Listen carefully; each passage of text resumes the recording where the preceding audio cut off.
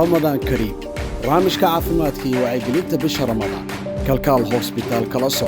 وحكوغو حنونada dilaaca bisha Ramadan sida gastri xanuunada sukrow calool fadhig iyo kuwa kale oo kala soo maalin kasta baraha bulshada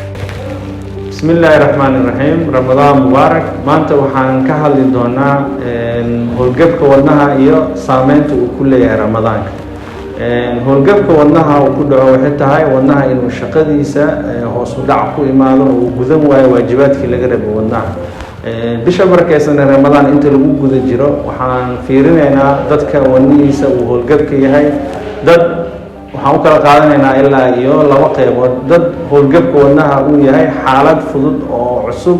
oo ay yar tahay xaaladeeda qofkaasi Ramadaanka uu wadan karaa uuna soomi karaa waxa kale oo ayadana jiro dad oo wadnahooda howlgab u yahay ama xaaladooda aad u liidato oo ay garaab noqonayaan dadkaas ama sifiir oo qofkaas heart failure uu noqdo laga yaabana waxa la shaqada wadnaha markii lagu cabiro halbeeg ejection fraction-kiisa uu zaid u hooseeyo ama 20 iyo dhowr uu noqdo qofkaas waxay noqonaysaa in uusan Ramadaanka uusan soomin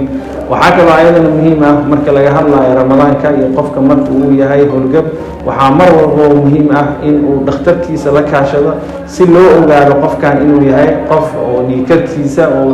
qof oo wadni howlgabka wadnihiisa uu yahay mid yar inuu yahay xaalad oo zaid ah oo daran wax kala saari karana waa dhakhtarka waxa kale oo ayadana muhiim ah qofka marka uu howlgab yahay wadnihiisa wuxuu qaadan doonaa daawooyin badan Ramadaanka laftigiisana wuxuu qayb ka noqon doonaa maadaama maalintii dhan uu soonaanayo qofkaas inuu fuuqbax galo oo waxa la maadaama biyo aan la cabaynin daawooyinka loo isticmaalo wadnaha ayagana waxa kamid ah daawooyin badan oo qofka u keeni doona inuu fuuqbax sii galo taasna waxay kaga sii dari doontaa xaaladda qofka uu ku jiro sidaas darteed waxa habboon mar walba oo qofka inuu soomi karo iyo inuusan soomi karin inuu la kaashado dhaqaatiirta oo mahadsantiin